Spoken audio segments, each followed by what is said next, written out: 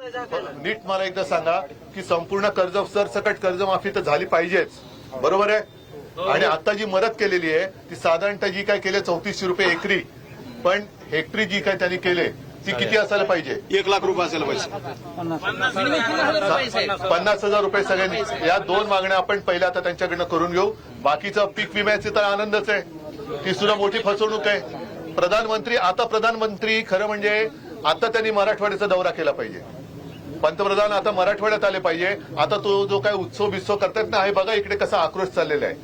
पंतप्रधान त्यांना मी आज तुमच्या माध्यमातून या सगळ्यांना आमंत्रण देतोय. मराठवाड्यात या शेतकऱ्याचं माझं जे काय आश्रय ते पुसा आणि केंद्रातनं भरघोस मदत माझ्या महाराष्ट्रातल्या शेतकऱ्याला करा, ही माझी मागणी तुमच्या सगळ्यांच्या वतीने मी देशाच्या पंतप्रधानांना सुद्धा करतोय. या सगळ्या गोष्टी करू. जसं मी सांगितलं की जर रस्त्यावर उतरण्याची वेळ आली तर मी तुमच्या सोबत खांदा लावून रस्त्यावरती उतरल्याखेरीज राहणार नाही.